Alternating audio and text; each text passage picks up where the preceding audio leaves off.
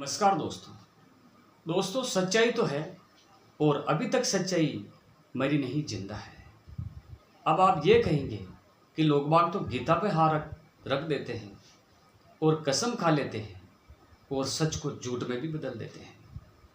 दोस्तों, ऐसा हो सकता है, लेकिन कुछ जगह ऐसी होती हैं जहां शायद झूठ का एक कतरा भी न चले। जैसे गाँव में आज भी परंपराएं हैं कि जैसे दो पक्षों में लड़ाई हो गई, एक पक्ष कहता है कि इस भैया ने मेरी ये चीज़ चुरा ली, दूसरा कहता है कि मैंने नहीं चुराई। तब गांव के बुजुर्ग आदमी कहते हैं कि भगवान चार भुजानाथ का मंदिर है, उनके पट बंद रहेंगे, तुम उन पट्टों को खोल देना और कहना कि मैंने ये चीज़ नहीं चुराई है, और भाई तू कह देना कि हाँ ये चीज़ मेरी इसने चुराई है। तो इसके तीसरे दिन भगवान अपने आप तुझको सजा दे देगा, और आज भी देता है। दोस्तों, भगवान को नहीं मानने वाले को मैं ये कहूँगा कि उसको आज ही सजा देता है और 3 दिन में ही देता है। तो दोस्तों, सच्चाई तो है, सच्चाई अभी नहीं मरी है। कहानी है भगवान श्री मर्यादा पुरुषोत्तम राम की। पुरुषो उत्तम, ये एक संस्कृत का शब्द है। पुरुषोत्तम मतलब पुरुष आदमी, मर्यादा पुरुषोत्तम यानी कानून का पालन करने वाला। तो दोस्तों, भगवान श्री राम के बारे में वो मर्यादा पुरुषोत्तम है या नहीं है, ये कहानी जरूर सुनिए।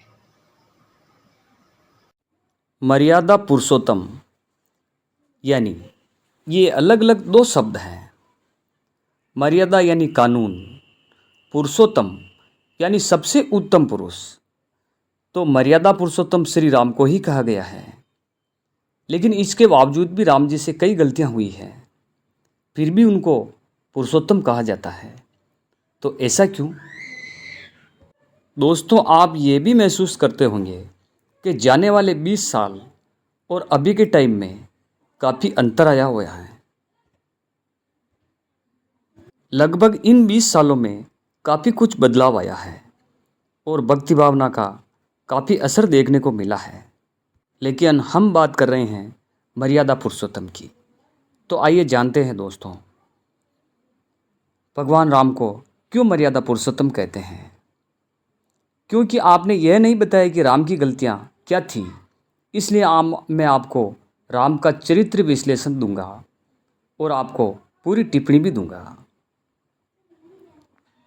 एक पति के रूप में राम ने आदर्श पति के रूप में एक विवाह किया। अब आप कहेंगे कि फिर उन्होंने माता सीता को जंगल में क्यों भेजा? तो साहब, वाल्मीकि रामायण में ये कहीं नहीं लिखा है कि उन्होंने माता सीता को जंगल में भेजा, बल्कि वाल्मीकि रामायण राम के अयोध्या लौटने के साथ ही रामायण समाप्त हो चुकी थी। अब दूसरा, आप कहेंगे कि उन्होंने माता सीता की अग्नि परीक्षा क्यों ली? यह एक शुद्ध विकृत कहानी है जिसे ब्राह्मणों द्वारा रामायण में डाला गया है। कुछ तर्क लगाने से आप आसानी से समझ सकते हैं कि यह शुद्ध विकृति, मेरा मतलब है कि एक व्यक्ति जो खुद धरती के राजा दशरथ का बड़ा बेटा, जो अकेले कई तरह के युद्ध जीत सकता है, जिसने शक्तिशाली शिव धनुष को तोड़ डाला, वह त्रिलोक तक यात्रा करेगा और सबसे शक्तिशाली राजा पराक्रमी दशानन रावण से लड़े, उसे मारे, और जब उसकी पत्नी आएगी तो कहेगा कि प्रिय, मैं आपको स्वीकार नहीं कर सकता, आपको अपनी शुद्धता का प्रमाण देना होगा। क्या यह वास्तव में अजीब नहीं लगता है? यदि उसकी इतनी संकीर्ण सोच होती तो वह अपने शत्रु से भाई के लिए एक पूरा स्वर्णिम साम्राज्य वापस नहीं करता। वह अपने सुखों के लिए लंका की महिलाओं का इस्तेमाल कर सकता था, लेकिन वह सर्वोच्च नैतिकता का व्यक्ति था।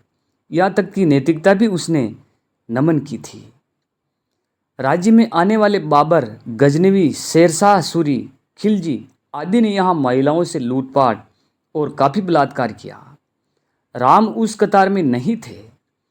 जब रावण की बहन शूर्पणखा राम से मिलने आई और उससे शादी करने की इच्छा जताई तो वह बेहद खूबसूरत महिलाओं के गेटअप में थी।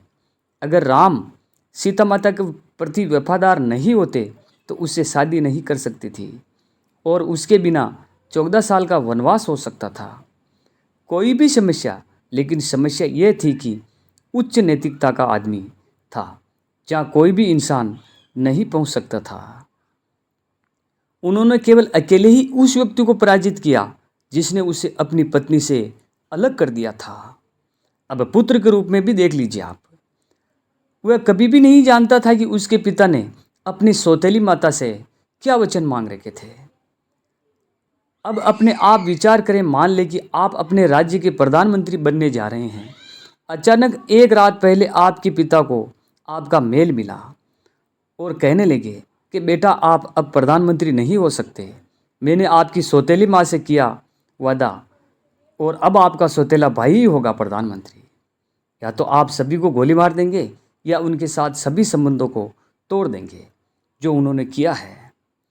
वह बस मुस्कुराया, विनम्रतापूर्वक आदेश स्वीकार किया और कहा, मेरा सौतेला भाई कहाँ है, मैं उसे बधाई देना चाहता हूँ।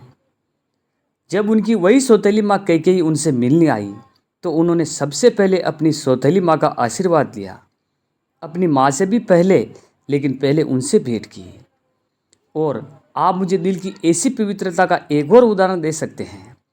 उनके मामा का राज्य अयोध्या के पास था, वह उनसे कुछ भी पूछ सकते थे और उन्होंने खुशी से उनकी मदद की थी। समस्या थी, राम सर्वोच्च नैतिक एक व्यक्ति थे। दूसरी बात जो आप साम्यवादी लोग कहते हैं, उसने शंभू को मार डाला जो अनुसूचित जाति का एक व्यक्ति था। उन्होंने उन फलों को खाया जो पहले सबरी द्वारा खाए गए थे। अनुसूचित जाति की महिला और उनके एक मित्र निषाद राज थे, जो आज की जाति व्यवस्था के अनुसार ऐसे थे। और तीसरा उदाहरण, उन्होंने संत वाल्मीकि का आशीर्वाद दिया। अब संत वाल्मीकि जी भी ऐसे समुदाय से हैं। नहीं, उन्होंने कभी किसी के साथ कोई अन्याय नहीं किया। जाति व्यवस्था उस समय कभी अस्तित्व में ही नहीं थी, लेकिन चूंकि यह एजेंडा भी फिट नहीं है, इसलिए लोग उसे स्वीकार नहीं करेंगे। अब आप उनको एक भाई के रूप में देख लीजिए। जब भरत उनसे मिलने आ रहे थे तो राम के छोटे भाई लक्ष्मण ने कहा कि भरत सेना के साथ आपको मारने आ रहे हैं, चलो हम उन्हें मारने से पहले भरत को मार दें। राम स्थिति का फायदा उठा सकते थे और लक्ष्मण पर इसका दोष लगा सकते थे, लेकिन उन्होंने शांति से कहा, मुझे पता है कि भरत ऐसा कभी नहीं करेगा। जब लक्ष्मण अपनी सांसें गिन रहे थे तब मेघनाथ ने उन्हें बेहोश कर दिया और इस बात की कि कोई उम्मीद नहीं थी कि हनुमान जी संजीवनी बूटी के साथ वापस आएंगे। उन्हें शपथ ली थी कि मैं अपनी योगिक ऊर्जा के साथ मर जाऊंगा। अगर लक्ष्मण आज मर जाते हैं तो मैं अयोध्या जिंदा कभी नहीं लौटूंगा। उस नैतिकता की आप क्या कहेंगे? अब दुश्मन के रूप में भी आप उनको परख लीजिए। उन्होंने अपने शत्रु के साथ नैतिकता के नियमों का भी पालन किया। उन्होंने युद्ध के पहले दिन रावण को हराया, लेकिन चूंकि रावण के पास हथियार कम था इसलिए उसने उसे जीवित ही छोड़ दिया। वह रावण के दरबार में शांति के दूत में अंगद को भेजते, या उन्होंने नैतिकता का पालन किया। इसके पास बेहद खतरनाक हथियार थे, लेकिन उसने कभी उनका इस्तेमाल नहीं किया और साधारण हथियारों से ही वो युद्ध लड़े, क्योंकि वह सर्वोच्च नैतिकता का आदमी था। जब लक्ष्मण ने इंद्रमित्र पर ब्रह्मास्त्र का उपयोग करने की अनुमति मांगी तो उसने लक्ष्मण से अनुरोध को अस्वीकार कर दिया। रावण को मारने के बाद उन्होंने लक्ष्मण को आदेश दिया कि वे रावण से कुछ ज्ञान लें और देखें क्या उसने ऐसी सादगी और ऐसा व्यक्तित्व देखा है। एक राजा के रूप में वे आदर्श थे। यहाँ तक कि महात्मा गांधी भी राम राज्य के बारे में कल्पना करते थे। हर कोई अपने राज्य में खुश था, कोई अन्यायी नहीं था। किसी पर सवाल उठाना बहुत आसान होता है और किसी पर आरोप लगाना भी बहुत ही आसान होता है, लेकिन क्या आप जानते हैं, मुझे एक ऐसे व्यक्ति का उदाहरण दे सकते हैं जो शांत, बहादुर, उच्चतम नैतिक मूल्य वाला व्यक्ति है, जैसे कि श्री राम।